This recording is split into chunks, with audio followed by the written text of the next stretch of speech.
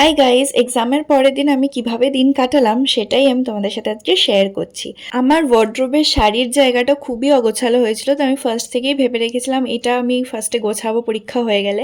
তো সেটাই গোছাতে লেগেছি আমি। তো সব কিছু বার করার পরে কিছুটা এরকম হয়ে গেছে ব্যাপারটা। এটা করতে করতেই মা আমাকে ব্রেকফাস্ট দিয়ে দিয়েছিল, তো আমি ব্রেকফাস্ট করে দেন গোছালাম। অ্যান্ড ফাইনাল লুকটা কিছুটা এরকম এসেছিলো, খুবই ভালোভাবেই গুছিয়ে ফেলেছিলাম আমি। তারপরে আর সারাদিন খুব একটা কিছু ব্লগ করিনি, ঘুমিয়েই কাটিয়ে দিয়েছিলাম। সন্ধ্যাবেলা ঘুম থেকে উঠে দেখি পুরো ওয়েদারটা চেঞ্জ হয়ে গেছে, একদম হচ্ছে আর খুব ঠান্ডা ঠান্ডা ওয়েদার হয়ে গেছিলো। তো ইচ্ছে করলো একটু সুপি ম্যাগি খেতে আমার, তো তার জন্য আমি এখানে বানাতে বসে গেছি। আমি ভেজিস ডিম সব কিছু দিয়েই বানিয়েছিলাম ম্যাগিটা, আর খুবই টেস্টি হয়েছিল খেতে। তো এখানে আমাদের ফাইনাল ম্যাগির প্লেটিং রেডি। তারপর আমার স্টুডেন্টের কিছু কাজ ছিল, তো সেইগুলোই আমি বসে বসে করছিলাম।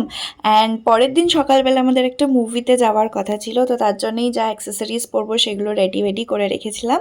তারপরে মা ডিনার দিয়ে দিল। ডিনারে ছিল পটল ভাজা, রুটি, পায়েস আর চিকেনের একটা তরকারি।